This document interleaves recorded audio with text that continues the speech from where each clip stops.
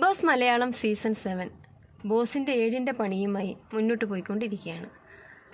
7ൻ്റെ പണിയിൽപ്പെട്ട് contestants നന്നായി വിഷമിക്കുന്നുമുണ്ട്. അതിനെല്ലാം ഇടയിൽ ഇന്ന് രാവിലെ മോർണിംഗ് ടാസ്കിൽ സംഭവിച്ച ഒരു കാര്യമാണ് ഞാൻ പറയാൻ വരുന്നത്. കണ്ടസ്റ്റൻസിനെല്ലാം അങ്ങോട്ടും ഇങ്ങോട്ടും ഒരാളെ ഇഷ്ടമുള്ള ഒരാളെയും ഇഷ്ടമില്ലാത്ത ഒരാളെയും ഇരട്ടപ്പേര് പറയുക എന്നുള്ളതായിരുന്നു ടാസ്ക്. അക്ബറിന് രേണുസുതിയെ സെപ്റ്റി ടാങ്ക് എന്ന് വിളിക്കാനാണ് ആ സമയത്ത് തോന്നിയത്. അക്ബറിന് രേണുസുതിയെ സെപ്റ്റി ടാങ്ക് എന്ന് വിളിക്കാൻ മാത്രം രേണുസുതി ബിഗ് ബോസിനുള്ളിൽ എന്താണ് ചെയ്തത്? ഒരുപക്ഷെ രേണുസുതിയെ അക്ബറിന് ഇഷ്ടം ഉണ്ടാവില്ലായിരിക്കാം. രേണുസുതി പുറത്ത് ചെയ്ത എന്തെങ്കിലും കാര്യങ്ങൾ അക്ബറിന് ഇഷ്ടപ്പെടാതെ വന്നിരിക്കാം. അതൊക്കെ ശരി. പക്ഷേ കക്കൂസും കുഴി എന്നൊക്കെ വിളിക്കാൻ വേണ്ടി മാത്രം രേണുസുതി ബിഗ് ബോസിൽ എന്തെങ്കിലും ചെയ്തതായിട്ട് ഞാൻ കണ്ടില്ല. ഇനിയിപ്പോൾ അങ്ങനെ എന്തെങ്കിലും ചെയ്താൽ തന്നെ അക്ബറിന് എന്താണ് അവകാശം അവരെ അങ്ങനെയൊക്കെ വിളിക്കാൻ?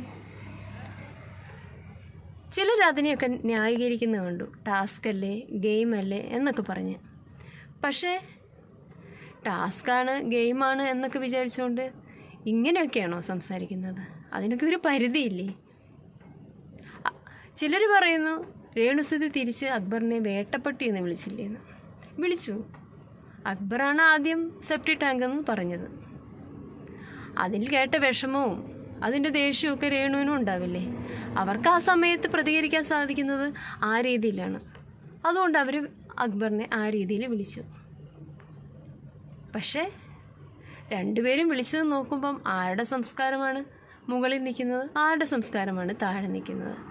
സെപ്റ്റി ടാങ്കിൽ വീണ മാലിന്യമായി മാറിയ പോലെയാണ് എനിക്ക് തോന്നിയത് അക്ബറിൻ്റെ കാര്യം. പ്രേക്ഷകരും ഒരുപാട് പേര് അങ്ങനെ തന്നെയാണ് പറയുന്നത്.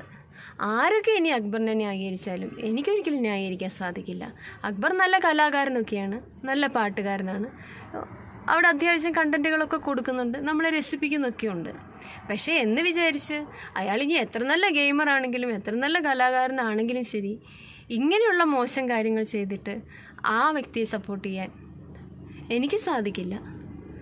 അങ്ങനെ സപ്പോർട്ട് ചെയ്ത് മുമ്പോട്ട് കൊണ്ടുവരേണ്ട ഒരു വ്യക്തിയായിട്ട് എനിക്ക് ഇപ്പോൾ തോന്നുന്നില്ല. അത് വളരെ വലിയ തെറ്റ് തന്നെയാണ് അക്ബർ ചെയ്തത്. ബാക്കി ഇനി പ്രേക്ഷകർ തീരുമാനിക്കണം. രേണു അത്ര വലിയ നല്ല വ്യക്തിയാണെന്നോ അല്ലെങ്കിൽ രേണു നല്ല ഗെയിമറാണെന്നോ അങ്ങനെയൊന്നുമല്ല ഞാൻ പറഞ്ഞത്. രേണു പറഞ്ഞ വാക്ക് എന്നാ പറയുക, നല്ല വാക്കാണെന്നും ഞാൻ പറഞ്ഞില്ല. പക്ഷേ കക്കൂസും ടാങ്ക് അല്ലെങ്കിൽ സെപ്റ്റി ടാങ്ക് എന്നൊക്കെ ഒരു മനുഷ്യൻ്റെ മുഖത്ത് നോക്കി വിളിക്കുമ്പം അവർക്കുണ്ടാവുന്ന വിഷമം എത്ര ഗെയിമാണെങ്കിലും ഒക്കെ വിഷമിപ്പിക്കാൻ തന്നെയാണ്. പക്ഷേ എല്ലാത്തിനും ഒരു പരിധിയുണ്ട്.